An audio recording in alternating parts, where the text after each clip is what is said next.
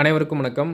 இன்றைக்கி ஒரு கஸ்டமருடைய கம்ப்ளைண்ட் என்னென்னு பார்த்தீங்கன்னா, அவங்க வீட்டில் உள்ள டேப்பில் தண்ணி வந்து ரொம்ப ஸ்லோவாக வருது. அது ஒரு டேப்பை திறந்தா ஒரு டேப்பில் தண்ணி வரதே இல்லை. ஸோ ரொம்ப கஷ்டப்பட்டு தான் இவங்க தண்ணி எல்லாமே யூஸ் பண்ணிட்டு இருக்காங்க. இந்த வீட்டில் மொத்தம் 4 பாத்ரூம் இருக்குது, 2 கிச்சன் இருக்குது, plus washing area, heaters, washing machines எதுவுமே இவங்களால யூஸ் பண்ண முடியல. தண்ணி ரொம்ப ஸ்லோவாக வரதுனால. இன்றைக்கி இந்த வீட்டோடைய ப்ராப்ளத்தை நம்ம சால்வ் பண்ணி கொடுக்க போகிறோம்.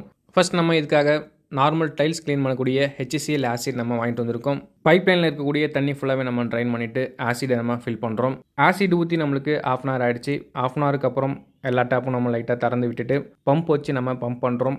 பம்ப் பண்ண அதுக்குள்ளே இருக்க டஸ்ட்டாக இருந்தாலும் சரி, ரெஸ்ட்டாக இருந்தாலும் சரி, இல்லை ஸ்கேலிங்கானது எதுவாக இருந்தாலும் சரி, ஸோ எல்லாமே நம்மளுக்கு வெளியில் வந்துடும்.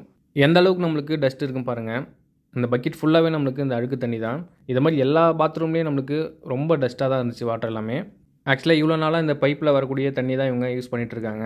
அப்போ பார்த்துக்கோங்க. கண்டிப்பாக இந்த வீடியோ பார்க்குற நீங்களும் உங்கள் வீட்டோடைய பைப் லைன் 10 to 15 இயர்ஸ்க்கு மேலே ஆனாலே கண்டிப்பாக பைப் லைனில் டஸ்ட் இருக்கிறதுக்கான வாய்ப்பு ரொம்ப அதிகம். பைப் லைனை கண்டிப்பாக க்ளீன் பண்ணிவிட்டு யூஸ் பண்ணுங்கள். கண்டிப்பாக இதனால் ஹெல்த் இஷ்யூஸ் நம்மளுக்கு நிறையா வரதுக்கான வாய்ப்பு ரொம்ப அதிகங்க. எந்த அளவுக்கு டஸ்ட் இருக்குன்னு பாருங்கள். இது மாதிரி எல்லா பாத்ரூமே நம்மளுக்கு டஸ்ட் ரொம்ப அதிகமாக தான் இருந்தது. ஸோ எல்லா பிளாக்கேஜஸுமே நம்ம கிளியர் பண்ணி கொடுத்துட்டோம். இப்போ நம்மளுக்கு டேப்பில் ப்ரெஷர் எந்த அளவுக்கு வருதுன்னு பாருங்கள். ஒரு டேப்பை திறந்தால் இன்னொரு டேப்பில் தண்ணி ரொம்ப ஸ்லோவாக வரும். இப்போ பாருங்கள், 3 டேப்புமே நம்ம ஓப்பன் பண்ணியிருக்கோம். 3 டேப் நம்ம ஓப்பன் பண்ணியுமே அந்தளவுக்கு நம்மளுக்கு ப்ரெஷர் ட்ராப் ஆகலை. ஸோ ப்ரெஷர் வந்து நல்லாவே இருக்குங்க.